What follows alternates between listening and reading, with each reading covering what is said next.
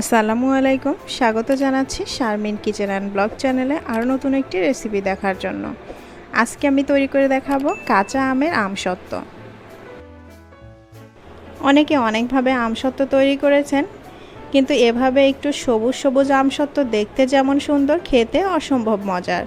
তাহলে দেখে নেওয়া যাক কীভাবে তৈরি করতে হয়। প্রথমে কিছু আম আমি খোসা ছাড়িয়ে খুব ভালোভাবে ধুয়ে নিয়েছি আর মাঝখান থেকে বিচিটা ফেলে দিয়েছি। এবার আমটা একটা গ্রেটারের সাহায্যে গ্রেট করে নেব।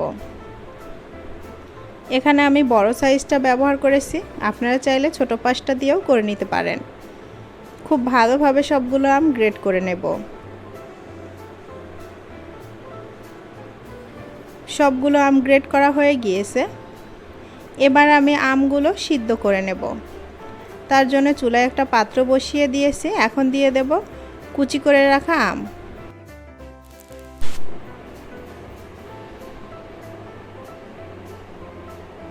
সবগুলো আম দেওয়া হয়ে গিয়েছে। এবার আমি এর মধ্যে দিয়ে দেব পানি। এখানে আমি টোটাল 1.5 কাপ পানি ব্যবহার করেছি।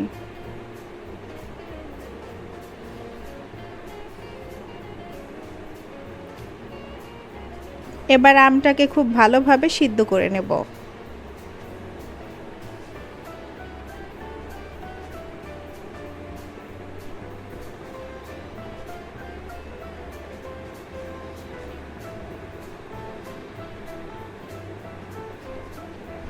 আমগুলো সিদ্ধ হয়ে গিয়েছে।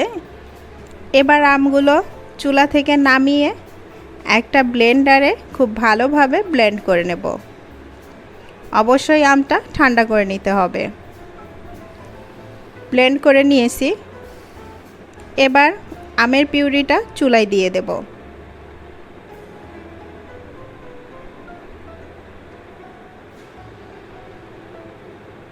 দেখতেই পাচ্ছেন স্মুথ একটা আমের পিউরি হয়েছে।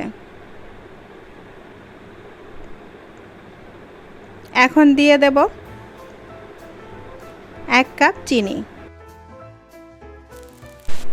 আপনাদের আমে যদি আঁশ থাকে সেক্ষেত্রে আমের পিউরিটা একটু ছেঁকে নিতে পারেন। চিনিটা খুব ভালোভাবে আমের পিউরির সাথে মিশিয়ে নেব।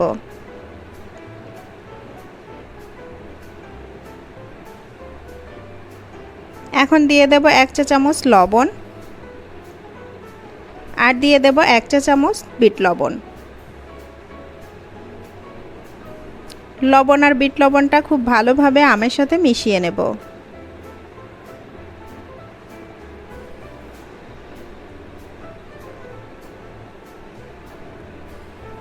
মেশানো হয়ে গিয়েছে। এখন দিয়ে দেব সামান্য গ্রিন ফুড কালার। কালারটা অপশনাল, চাইলে স্কিপ করতে পারেন। দেখতে একটু সবুজ সবুজ রঙের হওয়ার জন্য আমি এখানে কালারটা ব্যবহার করেছি। এখন দিয়ে দেব সামান্য চিলি ফ্লেক্স। চিলি ফ্লেক্সটা দিয়ে খুব ভালোভাবে আমের সাথে মিশিয়ে নেব।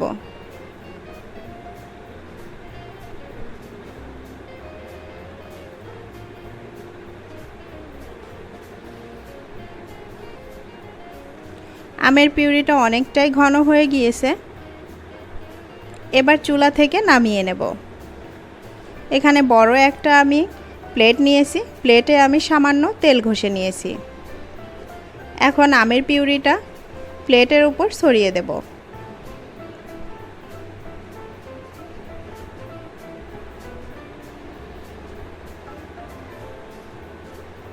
এবার আমি এটা 1 দিনের রোদে শুকিয়ে নেব।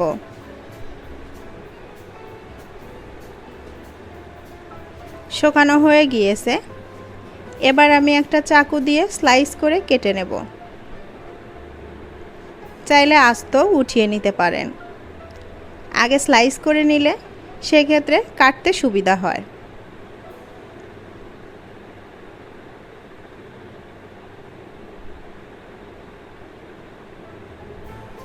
একটা উঠিয়ে আমি দেখিয়ে দিচ্ছি, দেখেন কতটা পারফেক্ট হয়েছে।